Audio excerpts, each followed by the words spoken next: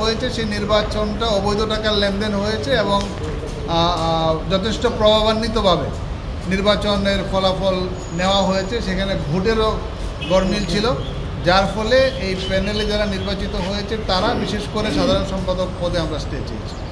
আচ্ছা, নিপুণ আক্তার তো ওই কমিটিকে মেনে নিয়েছে, ফুলও দিয়েছে, এখন কি এমন ঘটনা ঘটলো যে সে এখন এসে বলছে যে দেখেন, ইলেকশনের পরে অনেক কিছুই ঘটে। ইলেকশনের পরে ইনস্ট্যান্টলি সে হয়তো এটা করেছে, মিডিয়া যেহেতু আসছে অস্বীকার করার কোনো সুযোগ নেই, কিন্তু যখন সে রেজাল্টের পুঙ্খানুপুঙ্খানু বিষয়গুলি দেখেছে তখন দেখা গেছে যে এখানে অনেক ডিফলকেশন হয়েছে।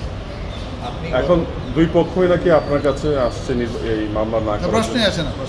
আচ্ছা, গতবার আপনি জায়েদ খানের পক্ষে লড়েছিলেন না, আমি জায়েদ খানের পক্ষে লড়ি নাই। গত বছর আমি যেটা লড়েছিলাম সেটা হচ্ছে ওখানে জায়েদ খানের বিপক্ষেই ছিলাম আমি, কারণ ওখানে ওই যে 140 জনকে বাদ দিয়ে দিয়েছিল, সেই 140 জনের পক্ষে আমি ছিলাম যে জায়েদ খান যেটা বাদ দিয়েছে তাদেরকে বাদ দেওয়াটা বেআইনি ছিল, সেইটা আমি রিড করে তাদের পক্ষে ছিলাম যাতে তাদেরকে সদস্যপদ ফিরিয়ে দেওয়া হয়।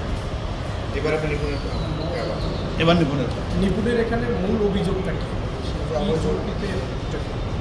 এটা আগামীকালকেই বলি। মামলা তাহলে হবে? আপনার মক্কেল তো দেশে নাই। মক্কেল দেশে নেই, মক্কেল পাহাড় বেটনি দিয়ে গেছে, মক্কেল ওকালতনামা সিগনেচার দিয়ে গেছে, মক্কেল চলে আসবে। আচ্ছা, মক্কেল আসলে শুনে। থ্যাংক ইউ ভাই।